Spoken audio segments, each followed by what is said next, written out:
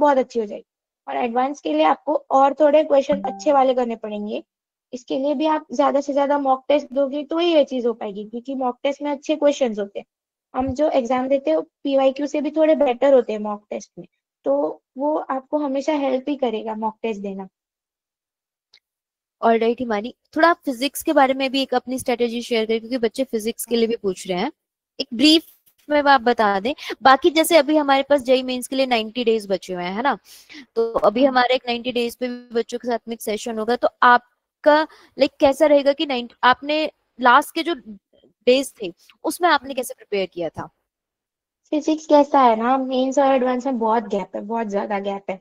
तो अगर आप सिर्फ मेंस की बात कर रहे हो ना, तो आपको फिजिक्स में एक भी चैप्टर नहीं स्किप करना है। क्योंकि मेंस में 100 मतलब स्कोर करना बहुत इजी है फिजिक्स में। अनलेस के कोई टफ वाला पेपर आ गया, इन जनरल ये ट्रेंड देखा गया है कि फिजिक्स के क्वेश्चन इजी आते हैं कंपेरेटिवली, कि डुएबल होते हैं। उसके लिए आपको कोई भी चैप्टर स्किप नहीं करना है। तो अगर आपका कोई बैकलॉग भी है ना, तो ट्राई करो कि मेंस लेवल पे तो आपको वो चैप्टर आता हो। फिजिक्स के लिए तो मैं ये बोलूंगी, मैथ्स में ऐसा करने मत जाना, पर फिजिक्स के लिए आप ये कर सकते हो कि आपको मेंस लेवल पे वो चैप्टर आता है। और ऐसा है, अगर फॉर्मूला ज्यादा लग रहे हैं तो फॉर्मूला शीट बना लो, लेकिन ट्राई करो कि थोड़ा कॉन्सेप्चुअली भी चीजों को समझे। अगर टाइम है तो एडवांस लेवल पे ही ट्राई करे कोई भी चैप्टर को। लेकिन फिर भी सारे चैप्टर को अच्छे से कर ले, फॉर्मूला शीट बना ले और पीवाईक्यूज देख ले, तो मेंस मेंस के लिए तो इतना भी सफिशिएंट है फिजिक्स के लिए, मतलब ये बेयर मिनिमम।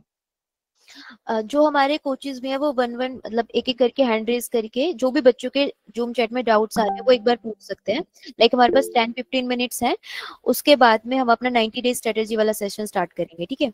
सुमित जहा सर, आप पूछिए प्लीज। Yes ma'am.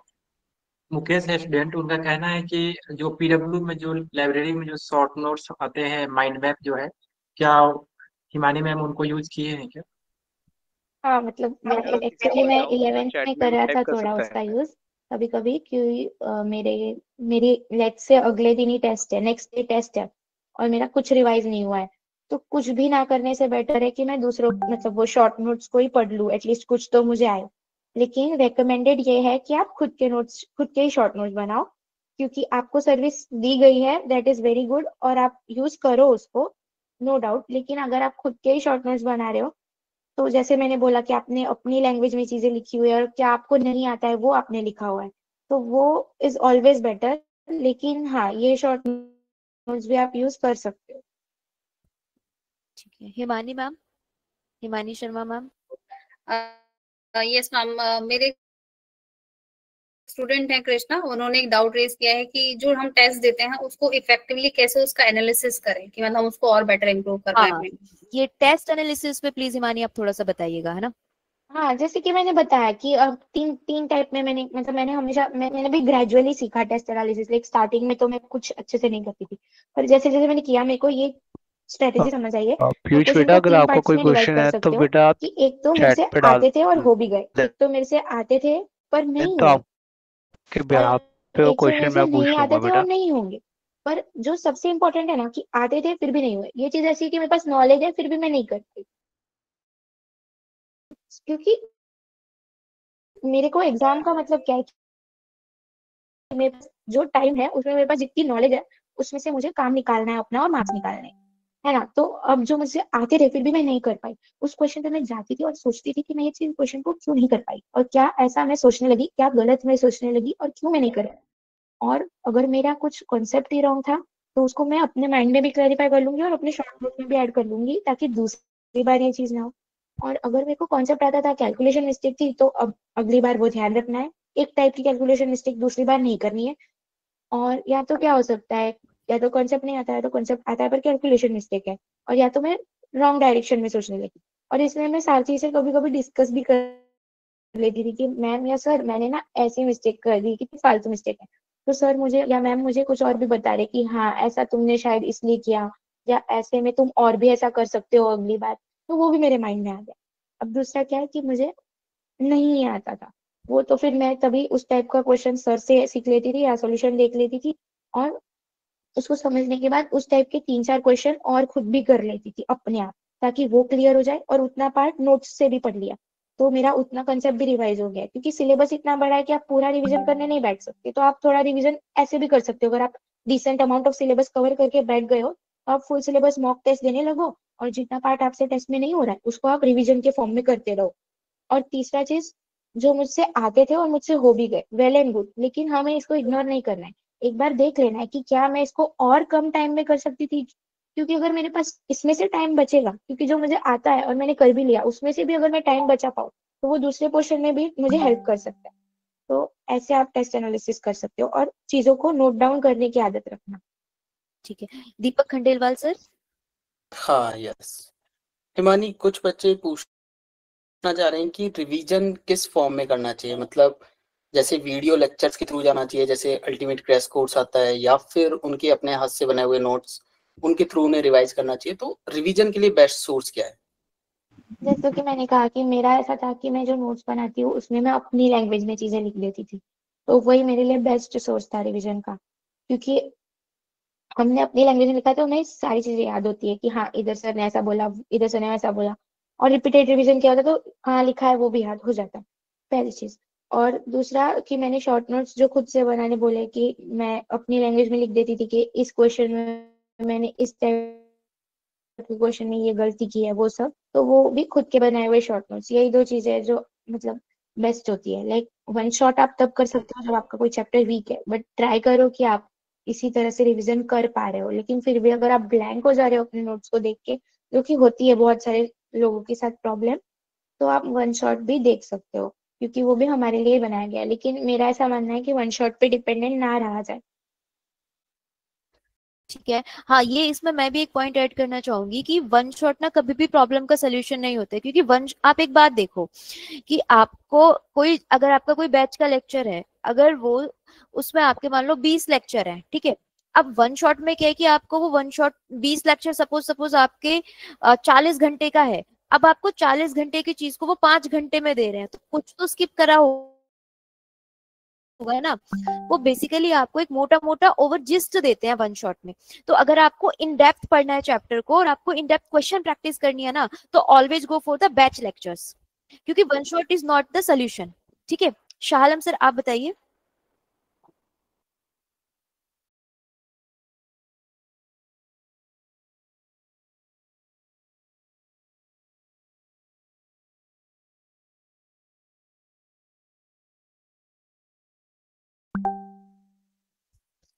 क्यों ना करें, क्योंकि आप समझ सकते हो ये इसमें चीज। मैं थोड़ा हिमानी ऐड करती हूँ।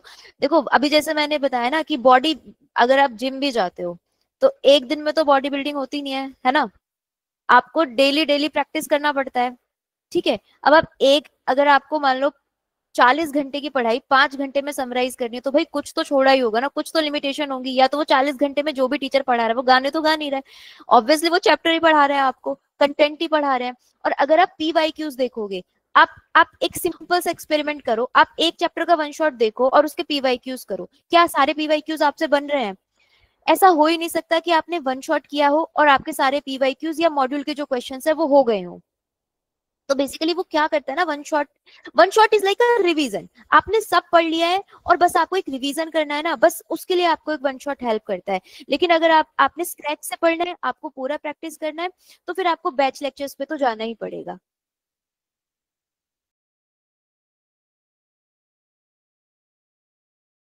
सब ऑर्गेनिक में मास्टरी का तो एक ही सोल्यूशन होता है, रिएक्शन प्रैक्टिस और क्वेश्चन प्रैक्टिस तो मेजर है।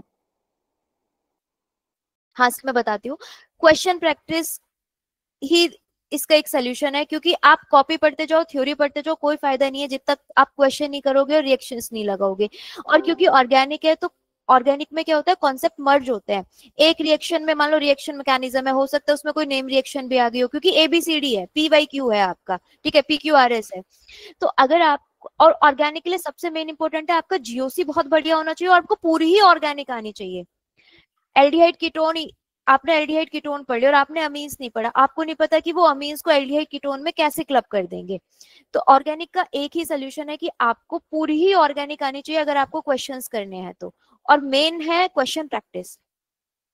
आई थिंक सर आपका डाउट हो गया है। उमेश सर आपका क्या डाउट है?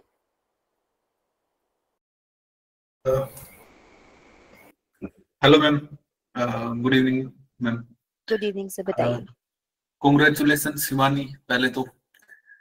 और एक बच्चा है, उसने सवाल पूछा है कि जैसे लक्ष्य के लिए तो बिल्कुल वन शॉट उतना वर्क नहीं करेगा, क्योंकि बच्चों ने बेसिक से नहीं पढ़ा रहता। लेकिन अगर कोई ड्रॉपर है और उसका काफी चैप्टर्स में बैकलॉग बन गया है, तो क्या उसको वन शॉट की हेल्प लेनी चाहिए या नहीं? और एक और क्वेश्चन पूछा है साथ साथ, वो बता देता हूँ मैं, कि जो माइंडसेट है ना, वो हमें पहले से डिसाइड करना चाहिए या फिर हमें बहुत सारे मॉक टेस्ट लगाने चाहिए, ताकि हमें आइडिया लगे कि हमारे स्ट्रेंथ और वीकनेसेस क्या है और कौन से चैप्टर्स हमें पहले करने हैं। माइंडसेट आप बहुत सारे मॉक्स देके ही कर सकते हो, क्योंकि मेरा इतना अच्छा स्ट्रेटेजी बना है अभी अभी मैं बोल पा रही हूँ, पर मैं इतनी क्लियर नहीं थी स्टार्टिंग में। पर मैंने इतने सारे मॉक दिए तो मुझे एग्जाम के दिन तक पता था कि मुझे कैसे क्या पेपर देना है, कि स्टार्ट कौन से सब्जेक्ट से करना है और स्विच भी करना है। लाइक मेरा जो सेकेंड मेंस हुआ था ना, उसमें मेरा केमिस्ट्री, लाइक मेरी शिफ्ट का केमिस्ट्री बहुत ज्यादा, मतलब जो आता है नॉर्मली उससे बहुत ज्यादा टफ आ गया था। तो मैंने स्मार्ट मूव लेके तब फिजिक्स पे शिफ्ट कर दिया, और बाद में मैं लास्ट में केमिस्ट्री पे गई, इसलिए मेरी इतनी अच्छी परसेंटाइल है। अगर मैं उधर पैनिक होती तो मेरी परसेंटाइल नहीं आती। तो वो मुझे टेस्ट दे दे के समझ आ गया था कि जब भी मैं पैनिक करूं मुझे सब्जेक्ट चेंज करना है, लेकिन ये मुझे खुद से आया था। तो मैं यही कहूंगी कि आप इतने सारे टेस्ट दे दो और आप हर चीज ट्राई कर लो, कि आपको एक्सपीरियंस हो जाएगा कि आपको ऐसी चीज आए तो ये करना है। तो पहले तो यही है कि आप मेरी स्ट्रेटेजी फॉलो कर सकते हो डेफिनेटली, ये सारे पॉइंट्स तो ध्यान में रख ही सकते हो जो मैंने बोले हैं अभी। लेकिन फिर भी आप ट्राई तो ये करो कि आप अपनी भी एक स्ट्रेटेजी बनाओ, क्योंकि मेरे लिए जो चीज वर्क करी वो आपके लिए करेगी वो तो जरूरी नहीं।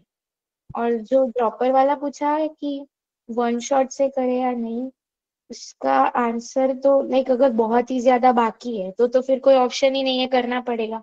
बट ट्राई कर सकते हो कि अगर फिर भी लेक्चर से करा जा सके आपसे, लाइक आप ऐसा कर सकते हो कि जो लेक्चर देख रहे हो आप, उसमें कोई चीज, अगर सर कोई बात कर रहे हैं या सर कोई ऐसी बात कर रहे हैं जो मतलब काम की नहीं है पढ़ाई से रिलेटेड, क्योंकि सर तो करेंगे कि उनको सबका मूड भी फ्रेश रखना है, कंटिन्यूअसली नहीं पढ़ाएंगे।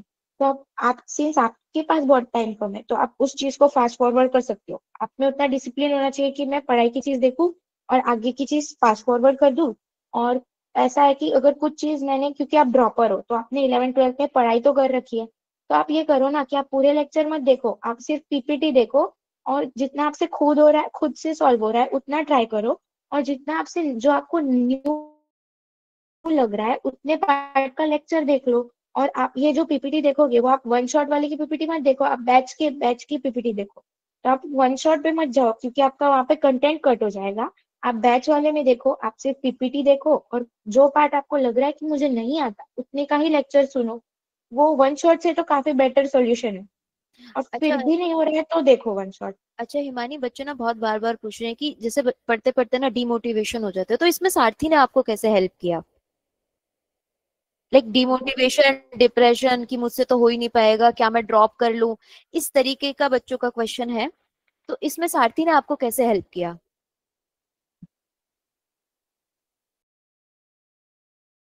हाँ, तो डिमोटिवेशन, लाइक मैं बहुत ज्यादा हो जाती थी डिमोटिवेट, कभी कभी तो लगता था क्या ही चल रहा है जिंदगी में, क्योंकि स्कूल भी कम जाती थी सबको ऑलमोस्ट। भड़क है और भाई खत्म हो किसी तरीके से हाँ, वो तो है, वो तो अभी भी है, मतलब अभी भी कुछ सेट नहीं हो जाएगी लाइफ, इधर भी चलता ही रहता है अभी ऐसा सब। अभी अभी हमारे बच्चों को मेंस देना है तो हाँ, अभी वो हम वो उस पे अलग ही रहते लेवल हैं। पे है, वो ज्यादा हो रहा है अभी तो, लाइक काफी चिल्लू कंपैरेटिवली।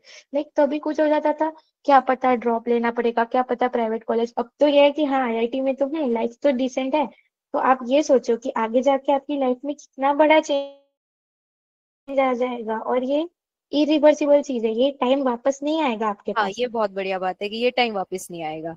तो ऐसा सोच के खुद को मोटिवेट कर लो। मतलब मैं ऐसे ऐसे मैं डिमोटिवेट बहुत हो जाती थी, लेकिन मैंने गिव अप कभी नहीं किया, और उसमें मेरे टीचर्स का भी बहुत रोल है कि उन्होंने भी मुझे समझाया कि करो, यही तो है टाइम, पढ़ो कुछ तो, क्योंकि हो जाएगा। आप ये नेचुरल है कि आप डिमोटिवेट हो गए, अगर नहीं हो रहे हो तो प्रॉब्लम है, क्योंकि आप पढ़ रहे हो, आपसे चीजें नहीं हो रही है, वो तो होने ही वाला है, तो डिमोटिवेट तो आप होने ही वाले हो। अगर आप सही बात डिमोटिवेट है, हो जब रहे हो पढ़ाई नहीं कर रही तो फिर तो तो मोटिवेशन वो नहीं हो। डिमोटिवेट, हाँ जब आप पढ़ रहे हो तभी डिमोटिवेट हो रहे हो, सही बात है। बट वो है और कि हमें उसको अपने ऊपर हावी नहीं होने देना है, राइट? वो मेरा हो जाता था हावी, वही मेरी थोड़ी बैक पॉइंट थी।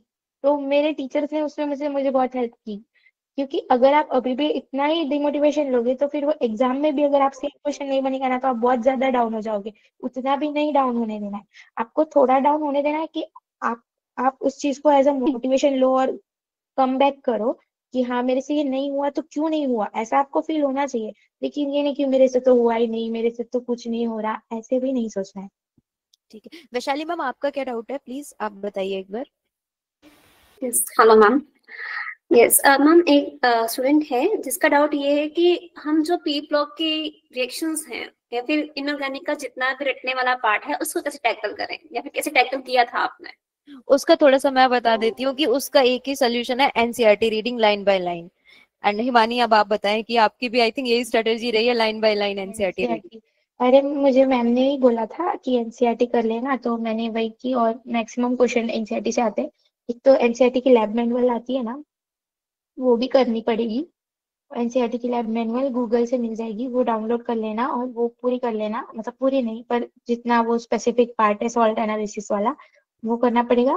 फिर जो पी ब्लॉक वाला पार्ट है वो आपको एनसीईआरटी से तो करना ही पड़ेगा। मेंस के लिए तो एनसीईआरटी से हो जाएगा, लेकिन एडवांस के लिए तो आपको और भी जो सर ने पढ़ा है, मतलब सर के नोट्स को कम्प्लीटली करना है और एनसीईआरटी कम्प्लीटली करनी है।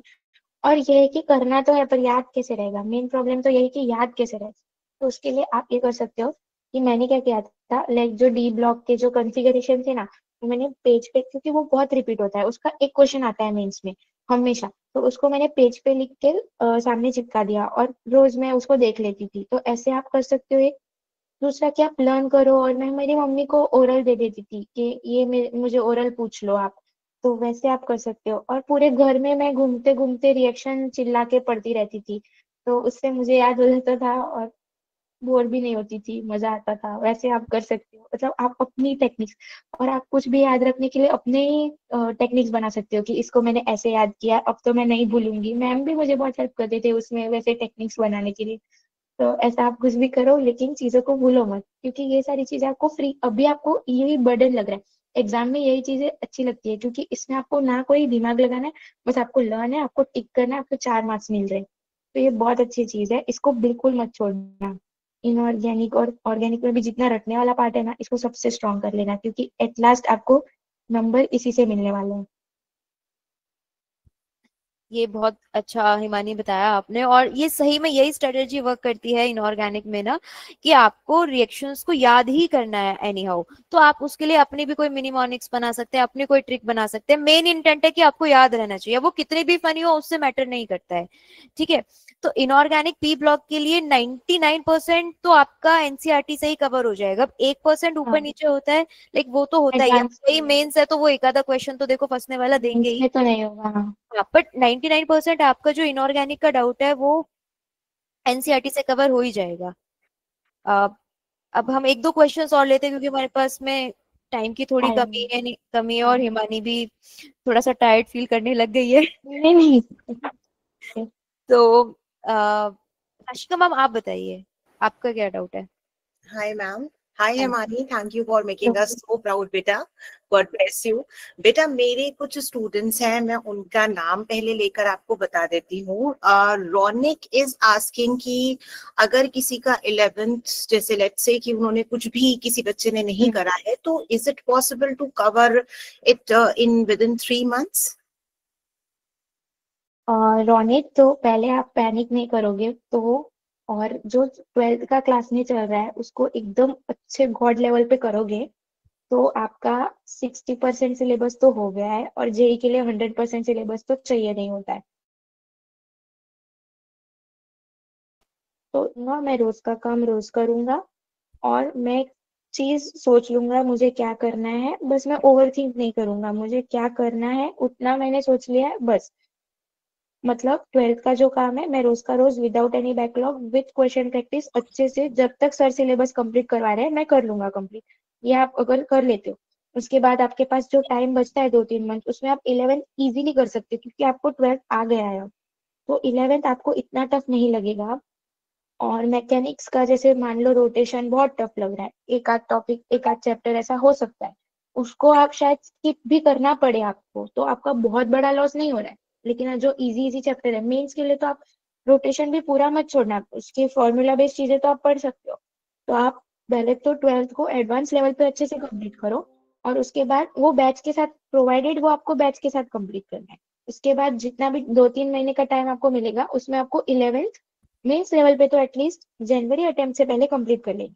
जनवरी में एक अच्छा डिसेंट स्कोर आ जाने के बाद आपके पास बहुत सारा सफिशिएंट टाइम रहता है एडवांस के लिए। उसमें आप वो टॉपिक्स को, 11th के टॉपिक्स को अच्छा कर सकते हो, लेकिन 12th के चैप्टर्स की प्रैक्टिस को कंटिन्यू रख सकते हो। Okay, बेटा one more question from my end.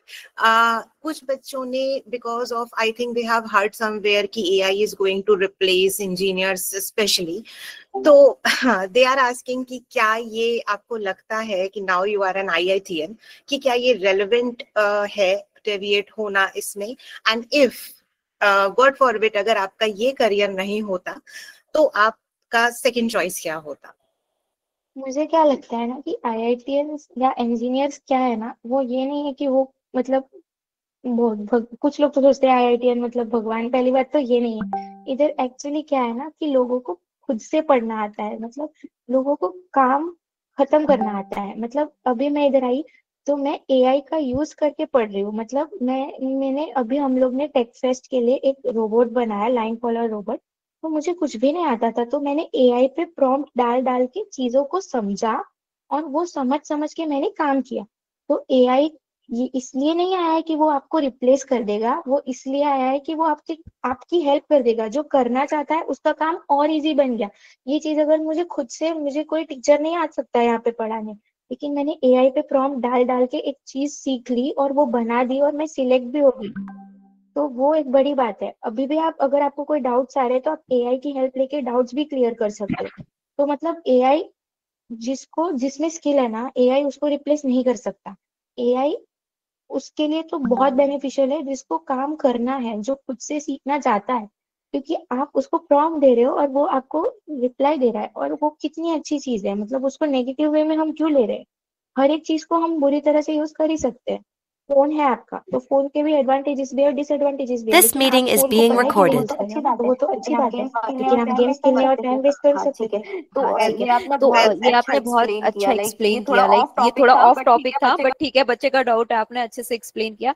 अभी ना एक बहुत कॉमन क्वेश्चन आ रहा है कि स्टिंग, हम अपने जो स्टडी आवर्स है उनको कैसे इंक्रीज करें। तो इस पे थोड़ा सा मैं बताना चाहूंगी कि देखो, जब भी आपका पढ़ने का मन ना करे ना, तो आपको एक बात सोचनी है कि आपने स्टार्ट क्यों किया है।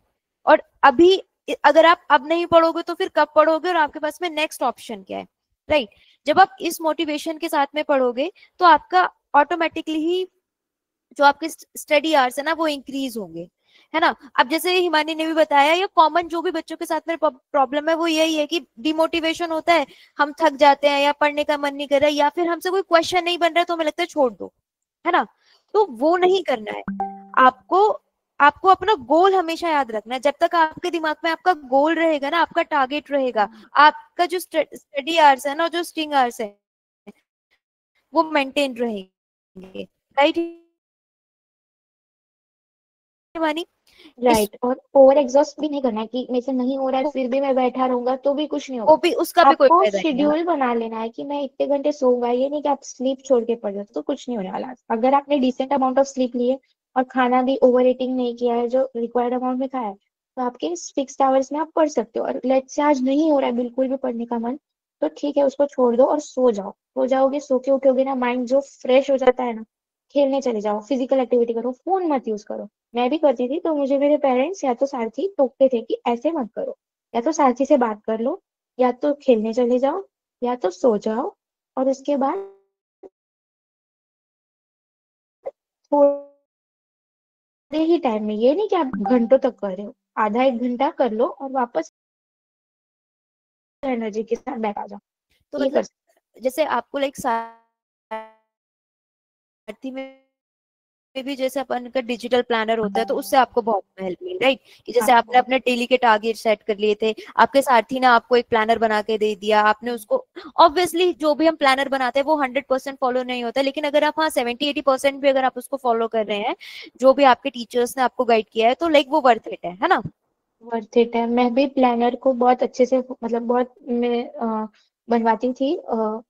उमेश सर से भी मैंने ये प्लानर वाला काफी डिस्कस किया था, तो उन्होंने मतलब मुझे प्लानर बना के दिया था और मैं उसको फॉलो भी करने की फुल ट्राई करती थी, जितना हो पाया उतना करती थी। और इतना नहीं आया तो सर से डिस्कस करती थी कि इतना मेरे से क्यों नहीं हो पाया, और अगली बार मुझे सर भी उसी हिसाब से काम देते थे कि मेरी कितनी स्पीड है। ये नहीं कि आप 10 दिन का काम एक दिन में लिख के बैठ जाओ और फिर नहीं हो रहा है और डिमोटिवेट होते रहो। ऐसा भी नहीं करना है। मतलब आपको काम भी उसी हिसाब से लेना है कि जितना आप कर पाओ। ठीक है, एक दो क्वेश्चंस और ले लेते हैं, फिर हमारा जो 90 डे स्ट्रेटेजी है हम उस पे मूव ऑन करेंगे, राइट?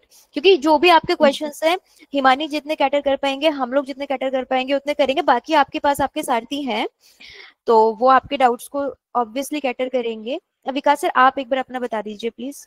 किसी ने हैंड रेज किया था, सॉरी। अब विप्लव सर, हाँ जी विप्लव सर, आप प्लीज बता दीजिए। Hello Himani, first of all congrats for your success. And कुछ बच्चे का डाउट ये आ रहा है कि आप कौन सा टेस्ट सीरीज फॉलो करते थे, एंड पहले आप इसका आंसर कर दीजिए, फिर मैं नेक्स्ट क्वेश्चन पूछ रहा हूँ।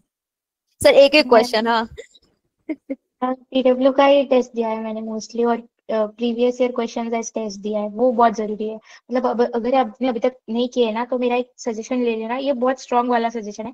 आप 2025 के कोई भी, या तो जनवरी या तो अप्रैल के, बिल्कुल क्वेश्चन मत देखना, और क्वेश्चन देखना भी मत, और फिर उसको एज मॉक देना। लेकिन ये नहीं कि आप क्वेश्चन करके बैठे हो ऑलरेडी और फिर उसको एज मॉक दे रहे हो। ऐसा अगर 2025 का कर लिया है तो 2024 का या 2023 का कोई भी एक साल का, या तो जनवरी का या तो अप्रैल का, पूरे पेपर्स को देखो ही मत, क्वेश्चन एक भी पीवाईक्यू मत देखना उसका।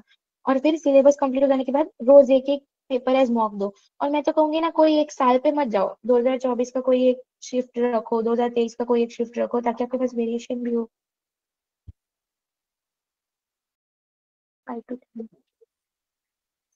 ओके हिमानी, वैसे आप ओके ओके। एंड बच्चे का वो टेस्ट में मार्क्स बहुत कम आ रहा है, तो what should they do now, because only 3 months बचा है अभी, तो कैसे वो मार्क्स इंक्रीज कर सकता है? एंड कुछ बच्चे का, जैसे कुछ लोगों ने बताया भी है कि ऑर्गेनिक में इशू आ रहा है, किसी बच्चे को कोऑर्डिनेट का फॉर्मूला याद करने में इशू आ रहा है, तो how should he tackle overall? हाँ, अभी हम 90 डेज पे तो हिमानी इस पे बात करेंगे, है ना? तो हमारी जो 90 डेज स्ट्रेटेजी है ना, उसमें हम इस क्वेश्चन को कवर कर लेंगे सर, ठीक है? संतोष सर, आप प्लीज आप एक बार अपना बता दीजिए। लाइक मैम, मल्टीपल स्टूडेंट्स का डाउट है कि काफी लोग स्कूल जाते हैं, तो वो अपना टाइम कैसे मैनेज करे? लाइक बैकलॉग ले लो या क्वेश्चन प्रैक्टिस कितना करे, या पेपर एनालाइज करने के लिए टाइम नहीं मिल पाता। एंड ऑल्सो उनका ये काफी बड़ा कंसर्न है, तो जिसपे अगर आप कुछ। मतलब स्कूल में तो अगर आपको जाना पड़ रहा है तो आप जाओ, लेकिन आप पीछे की बेंच पे बैठ के अपना काम करो। और स्कूल के जो एग्जाम्स है ना, उसमें आपके मार्क्स अच्छे आने चाहिए, क्योंकि अगर आपने जेई के लिए पढ़ा है तो आपके स्कूल के एग्जाम भी अच्छे जाने ही चाहिए। तो उससे क्या होगा कि स्कूल के टीचर को आप में कॉन्फिडेंस रहेगा कि हाँ आप पढ़ रहे हो। अब आप अगर आप जेई का पढ़ रहे हो तो उनको कोई प्रॉब्लम नहीं है, क्योंकि आप अगर अच्छा रैंक ला रहे हो तो उनकी ही स्कूल का नाम रोशन हो रहा है, उनकी स्कूल के बाहर ही आपका फोटो लगेगा, आपका भी अच्छा हो रहा है, उनका भी अच्छा हो रहा है। वो ये चाहते हैं कि आप पढ़ाई करो, कहाँ से पढ़ रहे हो वो मोस्ट ऑफ द टीचर्स को नहीं फर्क पड़ता है। तो अगर आप पीछे बैठ के पढ़ रहे हो और आपने आपने उनको अपने कॉन्फिडेंस में ले लिया है जहां तक, तब तक आपको प्रॉब्लम नहीं आने वाला है। तो आप पीछे बैठ के अपना जेई का अच्छे से पढ़ाई करो, और उनकी क्लास में आप उसी सब्जेक्ट का पढ़ो। मतलब फिजिक्स क्लास चल रही है तो आप पीछे बैठ के फिजिक्स का ही जेई का पढ़ो। और बाद में स्कूल के एग्जाम के अगले दिन, क्योंकि आपने जेई के लिए अच्छे से पढ़ा है, तो आपको एग्जाम के पिछले दिन बस क्या करना है, एक बार थियोरी वाले आंसर्स को गो थ्रू करना है अच्छे से, वो गो थ्रू कर लो और एग्जाम में अच्छे मार्क्स ले आओ, तो उनको भी आप में कॉन्फिडेंस रहता है। और बैकलॉग मैं मानती हूँ क्योंकि टफ है स्कूल जाने के साथ, लेकिन करना तो पड़ेगा ही कवर। तो उसके लिए मैंने यही बताया कि अगर आपको कोई लेक्चर ड्रॉपर में तो ये है, बट हाँ 12th में भी, जैसे मान लो कि आपके स्कूल में आपने अभी तक ध्यान दे दिया है किसी चैप्टर में और आपको उस चैप्टर का बेसिक लेवल पे आता है, तो अब आप जब वो चैप्टर पढ़ रहे हो पीडब्ल्यू में और आपका बैकलॉग है ऑलरेडी, मतलब वो लेक्चर हो चुके हैं पीडब्ल्यू में, तो आप ये भी कर सकते हो कि आपने पीपीटी गो थ्रू कर ली, खुद से समझने की ट्राई की, पीपीटी में जो चीज आपकी क्लियर हो गई वो आपने उधर ही निपटा दी, और जो पार्ट नहीं क्लियर हो रहा है ना उतने का ही लेक्चर देखा, और बाकी का टाइम क्वेश्चन प्रैक्टिस में लगाया, क्योंकि क्वेश्चन प्रैक्टिस से ही होगा। ये बहुत अच्छा सोल्यूशन बताया आपने मानी। प्रताप सर, आप प्लीज अपना पूछ लीजिए, फिर हम अपनी स्ट्रेटेजी पे मूव ऑन करते हैं। मैम, मेरे दो स्टूडेंट्स के कुछ कंसर्न है। एक तनुज अग्रवाल है, उन्होंने पूछा है कि ऑर्गेनिक केमिस्ट्री वैसे तो हम डायरेक्ट तो सोल्व कर लेते हैं, कोई इश्यू नहीं है, बट बोर्ड्स में उनको लिखने के लिए मतलब पूरा वो लिखने का मतलब लैंग्वेज पूरा और ये, तो वो नहीं हो पाते, तो उसके लिए क्या करें? सर उसके लिए तो एक ही है कि उनको ना आंसर प्रैक्टिस करना पड़ेगा इसके लिए, ठीक है। अब उसमें आप ये कर सकते हैं, बच्चों को आप ये बोल सकते हैं, लाइक जो अगर मुझे तनुज सुन रहे हैं, आप एक कोई भी PYQ निकाल लीजिए CBSE का, उसका आप आंसर लिखिए और अपने सारथी को भेज दीजिए, वो आपको बता देंगे कि इसमें क्या और ऐड करना है, क्या हटाना है, क्योंकि वो प्योरली आपका राइटिंग बेस्ड है, ठीक है। उसमें आपको थोड़ी कहानियां लिखनी है, क्योंकि वो टिक मार्क वाला क्वेश्चन तो है नहीं कि आपने रफ में हाँ। फटाफट सॉल्व किया और आंसर टिक कर दिया। उसमें आपको, क्योंकि वो जो चेक कर रहा है वो जो आप लिख रहे हो आपको उसके मार्क्स मिलने हैं, तो उसमें आप बच्चे उसमें को तो suggest- सीधा अपने को रटा हुआ होना चाहिए मैम, ये हाँ हाँ, मतलब तो जो भी उसको आप है बोलिए सीधा। कि जब जैसे ही आपको अपने बोर्ड्स की प्रैक्टिस करनी है तो वो आंसर को लिखें, एक बार आपने सारथी को सेंड कर दें, उसमें जो भी प्लस माइनस करना है वो आप उनको सजेस्ट कर दें। और मोस्टली क्योंकि अभी CBSE में भी असर्शन रीजनिंग वाले क्वेश्चंस, अभी थोड़ा सा पैटर्न भी चेंज हुआ है, तो उसके अकॉर्डिंग वो अपने बोर्ड्स की प्रिपरेशन को करें। आई थिंक ये क्लियर है। Yes ma'am. सार्थक सर, हम वो इस वाली सीरीज पे जा सकते हैं अभी, प्लीज वो वाली स्लाइड शेयर कर दीजिए। अभी कुछ क्वेश्चंस होंगे तो हिमानी हमारे साथ में है, हम लास्ट में भी ले लेंगे। हाँ कोई बात।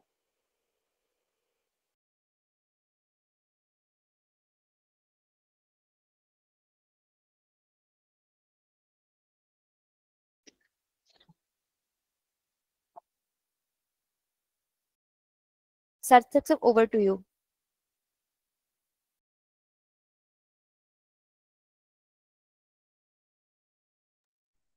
बेटा अभी इस जिसका भी अगर कोई क्वेश्चन है तो वो आप मुझे बोल सकते हैं, सार्थक सर आप तो एंड टाइम में मैं वो प्लीज सर। क्वेश्चन आपके ले लूंगा बेटा। फर्स्ट चीज तो ठीक जैसे है। हिमानी ने भी पॉइंट आउट किया था कि थोड़ा सा हमें मॉर्निंग टाइम को या जब भी हम सो के उठते हैं उस टाइम को टारगेट करना चाहिए, which is the balanced approach. एक तो आपका नींद से जो रिफ्रेशमेंट होगी उससे आप बहुत इजीली कॉन्सेंट्रेट कर पाएंगे एंड बैगेज नहीं होगा, राइट। एंड सेकेंडली आपको स्कूल में, कोचिंग में और उसके बाद भी आपको 3 to 4 आवर्स देने हैं। जैसे हिमानी ने एक बहुत अच्छा सजेशन दिया कि आप क्लास में पीछे बैठ के पढ़िए, जितना भी आप टाइम दे पाएंगे उतना आपको एडवांटेज मिलेगा उस चीज का, क्योंकि वो टाइम अगर आप स्कूल जा रहे हो तो मोस्ट लाइकली आप देखोगे 1 या 2 पीरियड टीचर नहीं आया या कोई गेम्स पीरियड हो गया या किसी भी तरह से आप टाइम निकाल सकते हो स्कूल में भी। तो ये छोटे छोटे जगह पे टाइम निकालना इज वेरी वेरी इंपॉर्टेंट, ठीक है। देन इवनिंग में अगेन 2 to 3 आवर्स निकालना, ठीक है। और इसमें मैं एक वैसे अपने तरफ से एक और सेशन ऐड ऑन जो करना चाहूंगा, दैट इज मेरा खुद का कजन भी प्रिपेयर कर रहा है, तो उसकी प्रिपरेशन भी थोड़ी खराब जा रही थी। So now what I have suggested to him, जो आप लोग भी अपने साथ ही कर सकते हैं, कि at the end of the day send a screenshot of the time that you spent that day studying. तो जैसे वो मुझे डेली अपना भेजता है टाइमर लगा के 6 आवर्स या 7 आवर्स का, वो डेली मुझे भेजता है, तो अब से उसको अकाउंटेबिलिटी की फीलिंग भी आ रही है। तो ये आप अगर हैबिट बनाएंगे, आपका अपने आप एक रिलेशनशिप में सारे से भी अच्छा होगा एंड देन आपकी लर्निंग में भी इम्प्रूवमेंट आएगा, ठीक है। तो coming to revision, again revision is very very important in this entire journey.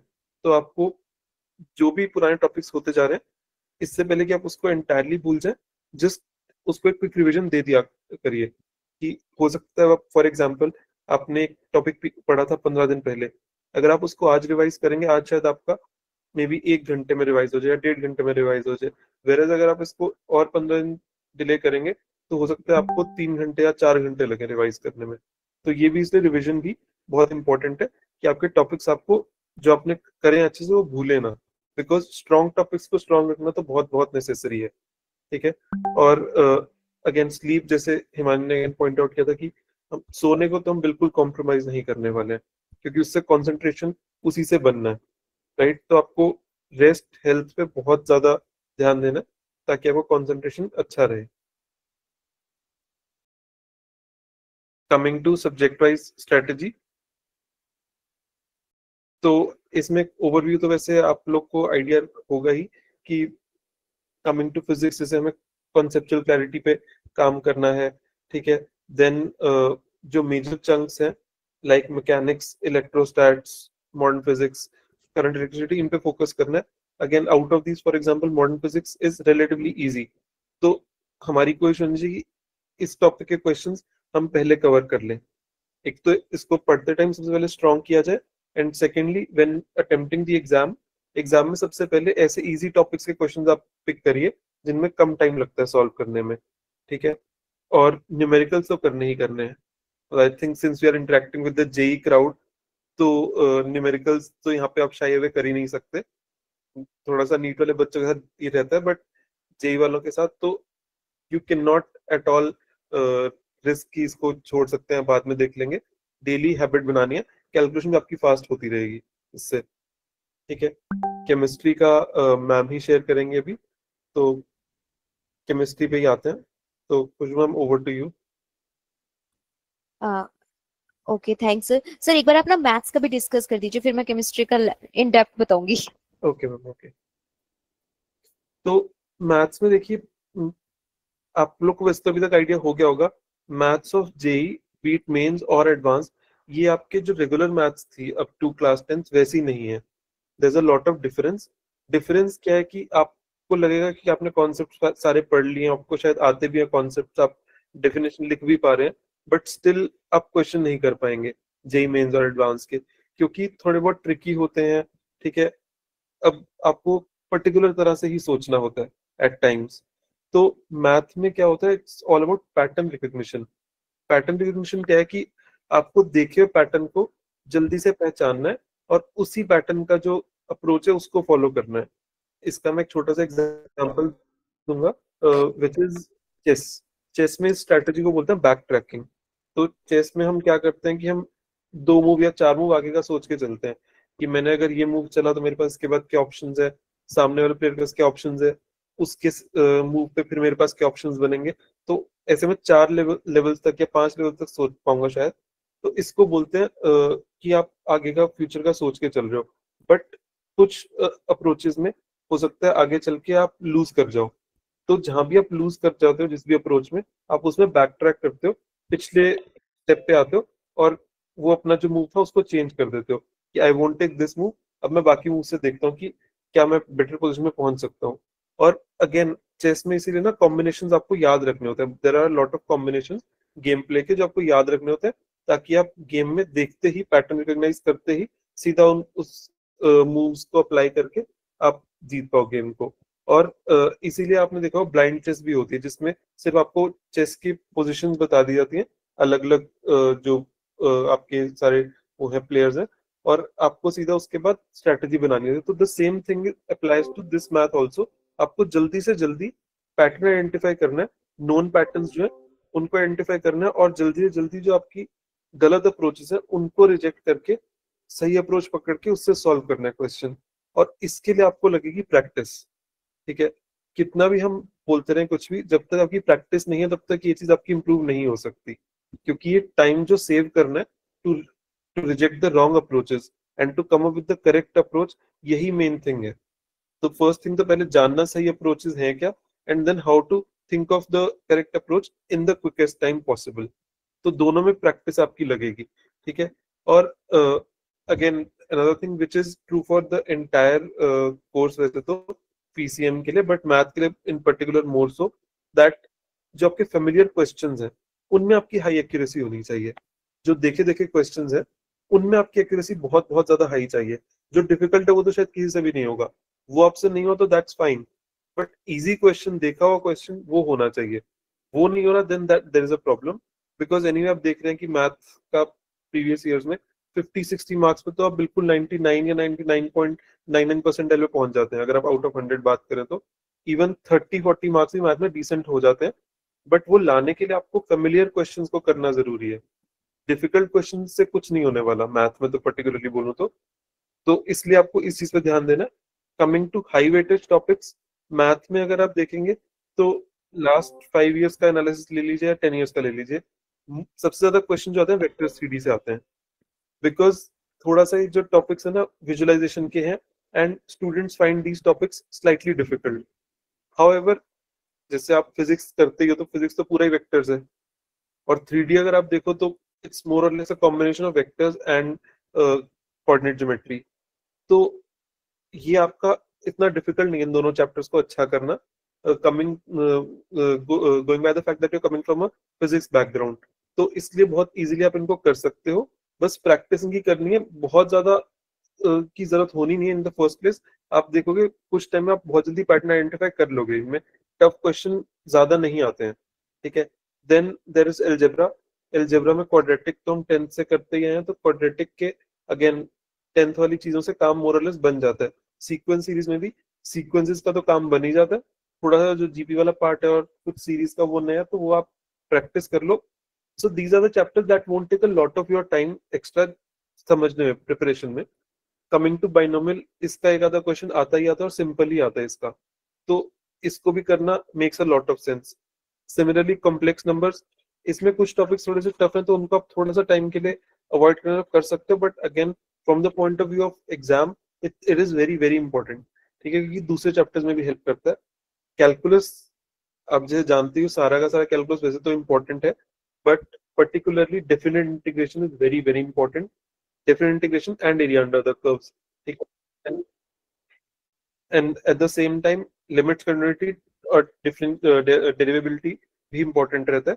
और coordinate geometry again very very important, क्योंकि कोऑर्डिनेट ज्योमेट्री में भी मोरलेस कुछ लिमिटेड टाइप्स ऑफ क्वेश्चंस ही होते हैं, कुछ उसमें बहुत नया नहीं बनता है, तो उसको भी makes a lot of sense, क्योंकि अगर आपने एक बार उसको प्रैक्टिस कर लिया, फॉर्मूलाज आपको याद हो गए सारे, टेंजेंट्स की इक्वेशन, नॉर्मल की इक्वेशन, ठीक है, parametric coordinates and everything, then you will realize कि बहुत इजीली आप क्वेश्चंस कर पाओगे, आपको कोई प्रॉब्लम नहीं आनी, इसमें कुछ यूनिक या कुछ नया नहीं होने वाला एग्जाम में, ठीक है। Similarly I mean even area under the curves भी इसी टाइप का है कि कुछ नया नहीं होने वाला, एंड वहां भी कोऑर्डिनेट ज्योमेट्री की नॉलेज हेल्प्स अ लॉट, ठीक है।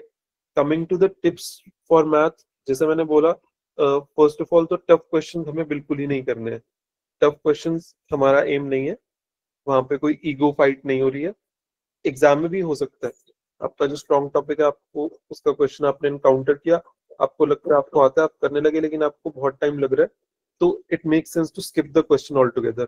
कोई पॉइंट नहीं है उस क्वेश्चन को उसी टाइम करने में, क्योंकि जैसे हिमानी ने बोला कि 4 मार्क्स का ही क्वेश्चन है वो आप उसको 6 आवर्स आगे करो या आप उसको 2 मिनट्स लगे करो, तो it does not make much sense कि आप हार्ड क्वेश्चन के पीछे भागो। Easy question makes more sense, and also lengthy calculation में बचना है शुरू में, so will keep the lengthy calculations for the very and, क्योंकि गलती हो गई तो आपको दोबारा क्वेश्चन पूरा करना पड़ेगा, एंड गलती होने का चांस रहता ही है, मतलब अच्छे अच्छे जो लोग हैं जिनकी स्ट्रॉन्ग मैथ, वो भी गलती कर सकते हैं, तो अवॉइड करना है लेंथी कैलकुलेशन वाले क्वेश्चन को इन द फर्स्ट गो। बाद में उनको अटेम्प्ट कर सकते हो अगर आपको कॉन्सेप्ट आता है उनका, तो बट फर्स्ट गो में बिल्कुल अटेम्प्ट नहीं करना है ऐसे क्वेश्चन को। फर्स्ट गो में कॉन्फिडेंस बूस्टिंग करनी है, तो सिर्फ जो सबसे इजी क्वेश्चन है, जो जल्दी हो जाएंगे और जो आते हैं, सिर्फ उन्हीं पे फोकस करना है। एंड फाइनल थिंग इज कि आपको प्रैक्टिस करनी पड़ेगी OMR और कंप्यूटर बेस्ड टेस्ट लेके, दोनों फॉर्मेट में, ताकि आप एग्जाम कंडीशंस को सिमुलेट कर सकें, क्योंकि ये चीज भी मैटर बहुत ज्यादा करती है कि जैसे मेरे साथ पर्सनली एक दो बार तो हो चुकी थी ये चीज कि मैंने क्वेश्चन सॉल्व कर लेकिन मार्क उस टाइम नहीं किए, तो does not make much sense. उसी टाइम साथ साथ मार्क करते चलो, ये छोटी छोटी चीजें एग्जाम में रियली मैटर करती हैं, क्योंकि हम ये नहीं चाहते एग्जाम में कुछ हम नया ट्राई करें। एग्जाम में जितना हम देखे हुए फॉर्मेट पे चलेंगे उतना ज्यादा चांस है कुछ पॉजिटिव रिजल्ट आने का, अदरवाइज कुछ नया ट्राई किया तो most likely it is going to fail, तो इसलिए हमें प्रैक्टिस पे बहुत ज्यादा फोकस करना है। तो I think that's maths done now, तो Khushboo ma'am will take over for chemistry. Okay, thank you so much sir. So chemistry का मैं आपको थोड़ा सा ओवरव्यू दे देती हूँ। जैसे आप मेन चैप्टर्स तो आप अपने पढ़ ही रहे हैं, राइट। अब बात आती है अपना इनऑर्गेनिक में एक फंसता है सॉल्ट एनालिसिस, और ऑर्गेनिक में फंसता है क्वालिटेटिव एनालिसिस, जिसमें आपके बहुत सारे टेस्ट है, नाइट्रोजन का टेस्ट हो गया है ना, सल्फर का टेस्ट है। अब वो क्वेश्चन ऐसे होते हैं, वो इजी क्वेश्चंस होते हैं, और अगर आपने नहीं पढ़ा है ना तो आप उसमें गैस नहीं कर सकते, ठीक है। तो जो ये ऑफ टॉपिक्स है ना, अपने से क्रोमेटोग्राफी हो गई है, डिफरेंशियल एक्सट्रैक्शन हो गया है, ये जो टॉपिक्स हैं इनको आपको बेसिकली एक बार ओवर इन मतलब गो थ्रू करना है, स्पेसिफिकली एनसीईआरटी से, और प्लस में पीवाईक्यूज की क्वेश्चन प्रैक्टिस करनी है। जो आप रेगुलर चैप्टर्स पढ़ रहे हैं वो वेल एंड गुड, वो बहुत अच्छा है, पर जो आपके ये ऑफ टॉपिक्स है ना, इनको आपको स्पेसिफिकली ध्यान रखना है। और सॉल्ट एनालिसिस के लिए आपको जो एनसीईआरटी का लैब मैनुअल आता है ना, उसमें आपको 90 95% मेंस के क्वेश्चंस आपके कवर हो जाते हैं। और अब वो क्या कर रहे हैं ना, आपका सॉल्ट एनालिसिस से वो रिएक्शन लेंगे और उसको कोऑर्डिनेशन केमिस्ट्री से क्लब कर देंगे। मतलब जो ये मिक्सिंग ऑफ कॉन्सेप्ट हो रहा है ना मेंस और एडवांस में, उसकी वजह से अब आपको सारे ही टॉपिक्स को कवर करना है। और अगर मैं स्पेसिफिकली फिजिकल केमिस्ट्री की बात करूं, तो जो आपके जो लास्ट के जो टॉपिक्स हैं, जैसे अगर मैं केमिकल काइनेटिक्स की बात करूं तो अरेनियस इक्वेशन हो गया, ठीक है। उसके बाद में जो उसकी थोड़ी सी थ्योरी बचती है, आपको वो भी एनसीईआरटी में लाइन बाय लाइन रीड करनी है, क्योंकि वहां से वन लाइनर बन जाता है। क्योंकि अब क्वेश्चन कैसे आ रहे हैं ना, वो आपको 5 से 6 स्टेटमेंट दे देंगे, फिर पूछेंगे कि इसमें से कितनी नंबर ऑफ लाइन करेक्ट है, इंटीजर बेस्ड क्वेश्चंस। अब उसमें आप कोई लाइक गेस तो आप कर नहीं सकते हैं, क्योंकि आपके पास ऑप्शन नहीं है, इंटीजर टाइप है वो, ठीक है। तो जब तक, और वो जो लाइंस होंगी वो आपकी एनसीईआरटी से वो पिक करते हैं लाइंस को, ठीक है। तो आपको वो जो एनसीईआरटी वाली लाइंस हैं वो आपको अच्छे से एकदम लाइक याद होनी चाहिए, पता होना चाहिए कि हाँ ये हमने वहां पे पढ़ा था। Same for the electrochemistry, numerical आप कर रहे हैं, वेल एंड गुड, ठीक है। क्वेश्चन प्रैक्टिस आप कर रहे हैं, वो भी बहुत बढ़िया है। पर जो मेन है वो आपका वही है कि आपको जो एनसीईआरटी है उसको नहीं छोड़ना है केमिस्ट्री में स्पेसिफिकली। आप मैथ्स का जैसे सर ने बताया वो एक आपकी अलग स्ट्रेटेजी चलती है, लेकिन केमिस्ट्री में आपको एनसीईआरटी को आपका हेल्पिंग हैंड बना के चलना ही चलना है।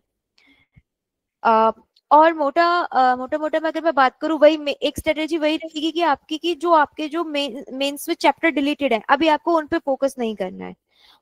आपके जो अभी चैप्टर्स आएंगे सिर्फ आपको वही करना है, क्योंकि इसके 2 रीजन है। अब सपोज आप केमिस्ट्री इन एवरीडे लाइफ पढ़ रहे हो, अभी वो आपके लिए कहीं भी बेनिफिशियल नहीं है, क्योंकि उसकी जरूरत आपको एडवांस में पढ़नी है, वो भी अप्रैल में पढ़नी है, और वो भी उससे आपके बहुत अच्छे वाले क्वेश्चंस आएंगे।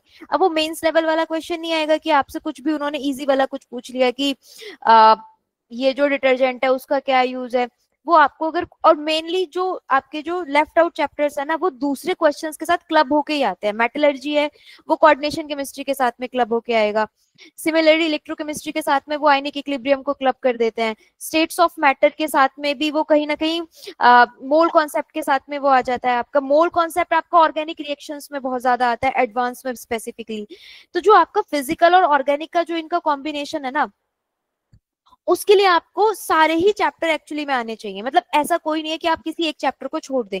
फिर भी अगर आपको मोटा मोटा पढ़ना है तो इनऑर्गेनिक केमिस्ट्री में स्पेसिफिकली आपका कोऑर्डिनेशन केमिस्ट्री, पीरियोडिक प्रॉपर्टीज और ब्लॉक केमिस्ट्री, ये आपके टिप्स पे होने चाहिए। और हाँ सॉरी, केमिकल बॉन्डिंग तो बैकबोन है। मतलब अगर आपने केमिकल बॉन्डिंग, कोऑर्डिनेशन केमिस्ट्री और पीरियोडिक प्रॉपर्टीज भी कर लिया और एक बारी को आपने ब्लॉक केमिस्ट्री को छोड़ा भी है, फिर भी आप 70 to 80% क्वेश्चन उसमें कर लेंगे। उसमें कोई मेजर कुछ फंसता नहीं। और केमिकल बॉन्डिंग के लिए आप एनसीईआरटी को एक बारी को स्किप कर सकते हैं, क्योंकि मेनली जो क्वेश्चंस आते हैं आपके वो हाइब्रिडाइजेशन और एमओटी से कवर होते हैं। तो वो जो आपके क्लास नोट्स हैं उससे आप रिवाइज कर सकते हो। और कहीं पे भी आप फंसते हैं तो सारथी आपके लिए है ही, ऑब्वियसली आप उनसे आके अपने डाउट पूछ ही सकते हैं। नेक्स्ट स्लाइड पे मूव करते हैं सर। आई थिंक केमिस्ट्री में और फिर भी आपको कुछ डाउट है तो आप अपने कोचेस के साथ में शेयर कीजिए। और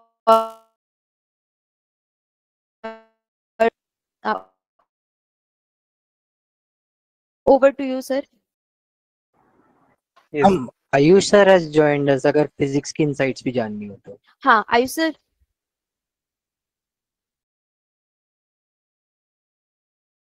आयुष सर ने आई थिंक लेफ्ट कर दिया है। ठीक है, मैं एक बार आयुष सर को पिन करती हूँ। तब तक सार्थक सर आप एक बार प्रेजेंट कीजिए प्लीज। ओके तो जैसा भी हमने डिस्कस किया ही था कि हमें बार बार रिपीट करते जाना, रिवाइज करते जाना है। तो इसी को हमने बोला active recall and spaced repetition, कि हम बहुत क्विकली रिकॉल कर पाएंगे, तभी कर पाएंगे अगर हमने रिपीटेडली उसको चीज को किया है रिवाइज। तो वो बिकॉज एक बहुत फेमस सेइंग इंग्लिश की out of sight out of mind, तो वो आपकी साइट में रहनी चाहिए चीज, ताकि आपके माइंड में भी रह सके। ठीक है। देन अगेन प्रॉब्लम सॉल्विंग के बिना तो काम नहीं होना है। जैसे मैथ में तो वैसे पर्टिकुलरली है ही true, but when we talk about JEE as a whole, उसके लिए भी ट्रू है, क्योंकि सिर्फ पढ़ने से काम नहीं चलना है।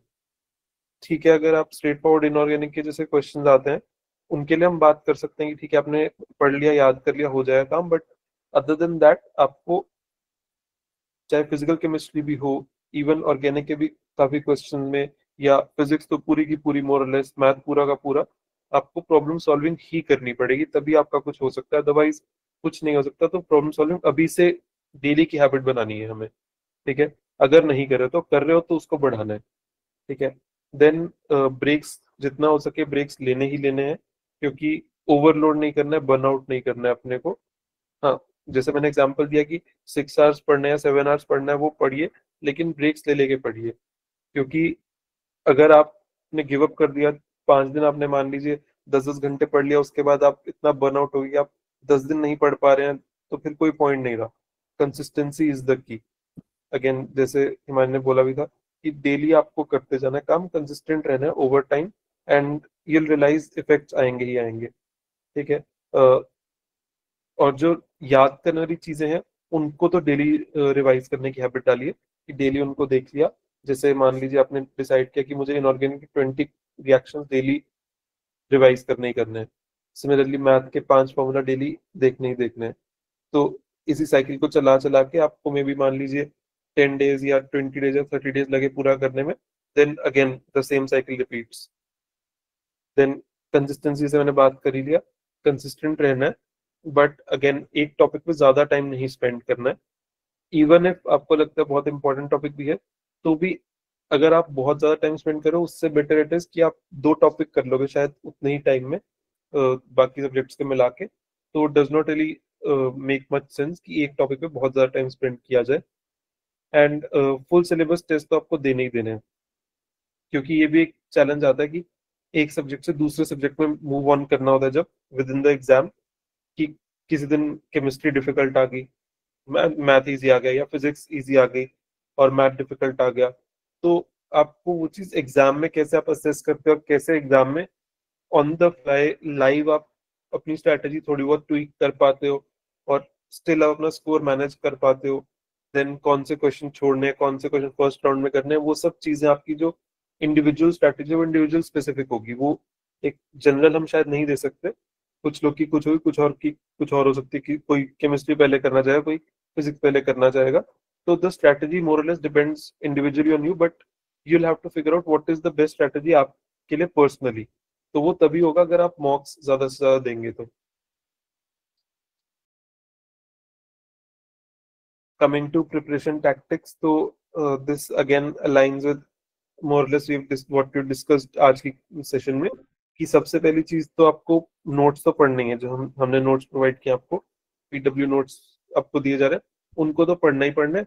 उसके बाद अपने शॉर्ट नोट्स बनाइए, जिस भी लैंग्वेज में आपको कंफर्ट है, हिंदी में, इंग्लिश में, अपनी रीजनल लैंग्वेज में, या कॉम्बिनेशन ऑफ ऑल द 3 या 2 व्हाटएवर, उसमें आप नोट्स बनाइए। और अगेन की फॉर्मूलाज जो आप जब पढ़ रहे हैं, क्वेश्चन जो टीचर क्लास में करा रहे हैं, तो आपको रियलाइज हो जाएगा कौन से फॉर्मूला रिपीटेडली यूज हो रहे हैं। तो उनका आपने नोट बना लिया कि उनको मुझे जल्दी से जल्दी याद करना है, ठीक है। जो कम यूज हो रहे हैं वो बाद में देखी जाएगी, बट जो रेगुलर हो रहे हैं उनको शुरू में ही। देन आपको स्टैंडर्ड जो सॉल्व एग्जांपल्स हमारे नोट्स में दिए हैं, उनको तो करना ही करना है, बिकॉज वो बहुत पूरा एनालिसिस करके डाले गए क्वेश्चंस की those questions actually help build the concept, तो आपको उनको करना ही करना है, right. And previous year questions, उससे अच्छा तो कोई रिसोर्स है ही नहीं, but that will come in at step 3, बिकॉज जब तक आपने अच्छे से नोट्स पढ़े नहीं है, सिंपल जो आपके स्टैंडर्ड क्वेश्चन है वो नहीं किए हैं, तब तक step 3 does not make sense, because आप जेई के क्वेश्चन प्रीवियस कर ही नहीं पाओगे। तो वो कर पाने के लिए आपको पहले बाकी सारी एफर्ट करनी होगी। कई बार बच्चे सीधा इस पे भागते हैं कि हम सीधा प्रीवियस ईयर क्वेश्चंस करें, that does not work really. तो आपको पहले स्टेप बाय स्टेप मैनर में आपको अपना लेवल उस लेवल तक बिल्ड करना है कि आप उन क्वेश्चंस को कर भी पाओ, नहीं तो डिमोटिवेशन होने का चांस रहता है, ठीक है। एंड अगेन आपको क्या करना है कि जब आप प्रैक्टिस कर रहे हो, तब उस टाइम पे आप क्वेश्चंस को मार्क करते चलिए, कि ये क्वेश्चन, जैसे मान लीजिए कोई क्वेश्चन आपको इजी लग रहा है तो उसको इजी मार्क कर दिया, या 1 स्टार मार्क कर दिया। कोई आपको लग रहा है कि मीडियम है तो 2 या 3 स्टार कर दिया। कोई डिफिकल्ट है तो 4 या 5 स्टार कर दिया। इस टाइप से आप स्टार रेटिंग या कुछ ना कुछ रेटिंग देते चलिए, ताकि you can come back to it जब आप रिवाइज कर रहे हैं। तो हो सकता है आपको इजी क्वेश्चन ना ही देखने पड़े उस चैप्टर। अगर आप बहुत जल्दी रिवाइज कर रहे हैं, मान लीजिए 15 दिन या 1 महीने में रिवाइज कर रहे हैं, तो इजी क्वेश्चन नहीं देखे आपने, सिर्फ मीडियम और हार्ड वाले कर लिए, वेरएज अगर आप 3 महीने बाद रिवाइज कर रहे हैं तो आपने पहले कुछ इजी क्वेश्चंस कर लिए थोड़ा सा रिफ्रेश करने के लिए और कॉन्फिडेंस बूस्टिंग के लिए, और उसके बाद आपने फिर मीडियम और हार्ड को टारगेट किया, तो ये सब चीजें बहुत अच्छा रोल प्ले करेंगी लेटर ऑन। बट अभी आपको लगेगा एफर्ट वेस्टफुल है, लेकिन आप देखोगे बाद में जब आप रिवाइज करते हो बहुत बहुत ज्यादा हेल्प होगी इससे। ठीक है, देन जो टफेस्ट सॉल्व प्रॉब्लम है उनको आप एक अपना प्रॉब्लम बैंक बना के रखिए और उसमें डाल लीजिए, उसको रिवाइज करते चलिए खुद से ही। इवन इफ आप पूरा चैप्टर नहीं भी रिवाइज करना चाह रहे, क्योंकि आप एक मंथ में मोस्ट प्रोबेबली 2-3 चैप्टर पढ़ेंगे हर सब्जेक्ट के, तो आपके पास 8 से 10 चैप्टर्स शायद टिपिकली हो जाएंगे विद इन अ मंथ। तो विद इन अ मंथ अब आप उनको दोबारा दोबारा तो रिवाइज करना शायद पॉसिबल ना हो पूरे के पूरे 8 चैप्टर्स को, बट आप अगर एक टफ प्रॉब्लम्स का एक प्रॉब्लम सेट अपने बना लेते हैं which is specific to you, क्योंकि आपको हो सकता है कोई और प्रॉब्लम टफ लगे, किसी और को कोई और टफ लगे, तो ये आपको खुद ही एफर्ट करना पड़ेगा। यहाँ पर हम लोग उतना शायद आपकी हेल्प ना कर पाए, बट यही डिफरेंस होता है एक्चुअली जो थोड़ा सा बच्चों को डिफ्रेंशिएट कर पाता है कि कौन सा बच्चा अपने एंड से भी थोड़ी सी एक्स्ट्रा एफर्ट डालता है। तो ये एफर्ट आप डालेंगे तो आपको अगेन बेनिफिट होगा कि आपको पूरा पूरा चैप्टर रिवाइज करने की नीड नहीं होगी। आपने मान लीजिए उन 8 या 9 या 10 चैप्टर्स में से आपके शायद 80 या 100 क्वेश्चंस बनेंगे, उनको रिविजिट कर लिया आपने over a span of 2 days, 2 दिन में आपका पूरा एक तरह से कॉन्फिडेंस वापस आ जाएगा। और हार्ड क्वेश्चन से बार बार रिवाइज करते हुए तो वैसे ही बेनिफिट होना ही होना है। Then this is our chapter wise strategy, और ये हमने वीक वाइज दिया एक्चुअली। तो तीनों की है, फिजिक्स, केमिस्ट्री और मैथ की, ये हम आपके साथ शेयर कर देंगे हाँ प्रेजेंट। सर, ये ना हम बच्चों के साथ में शेयर कर देंगे। कुछ लास्ट में 1-2 क्वेश्चंस ले लेते हैं सर, लाइक अभी थोड़ा सा बच्चे डाउट्स वगैरह भी पूछ लेंगे अपने, है ना। हमारा सेशन ऑब्वियसली 40 मिनट्स प्लस ही जा रहा है।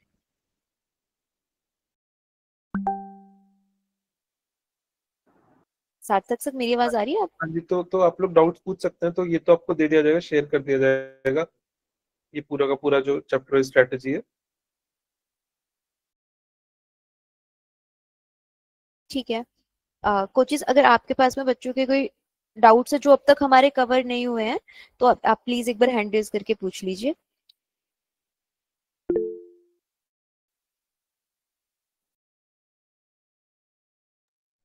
बेटा किसी का कोई क्वेश्चन तो नहीं है? हिमानी, आप हैं बेटा कॉल में? हाँ, एक बच्चे ने चैट में पूछा है, कौन सी गाइड पढ़ी थी? हाँ ये गुड सेट के बारे में पूछा है बेटा। कुछ सेट एग्जाम के लिए एक्स्ट्रा एफर्ट्स करना पड़ेगा या जेई की तैयारी के साथ हो जाएगा, और बोर्ड एग्जाम की एक्स्ट्रा प्रैक्टिस करने के लिए क्या किया है? तो मैंने जैसे पहले भी बोला कि आप जेई के लिए अच्छे से पढ़ रहे हो तो एमसीक्यू वाले बेसिस के, हाँ सोयांश, तो मैं भी गुजरात बोर्ड से ही थी, गुजरात स्टेट बोर्ड से ही थी मैं भी, और गुड सेट मैंने भी दिया था और उसमें मेरे 99 परसेंटाइल आए थे। तो उसमें मैंने यही किया था कि जो मैंने जैसे कहा कि आप सारे चैप्टर को अच्छे से पढ़ लोगे अगर, तो आपका जो ऑब्जेक्टिव एग्जाम कोई भी आ रहा है, क्योंकि अगर आप जेई मेंस और एडवांस का पढ़ रहे हो तो आपका ये जो भी कोई भी स्टेट के लिए, आप सिर्फ गुजरात नहीं, कोई एमएचसीईटी या केसीईटी या कोई भी स्टेट का एग्जाम जो ऑब्जेक्टिव बेस आता है वो आप इजीली कर सकते हो, उसमें कोई एडिशनल एफर्ट नहीं जाएगा। अगर आप चाहते हो तो उसके प्रीवियस ईयर क्वेश्चन देख लो और उसको एज मॉक दे दो,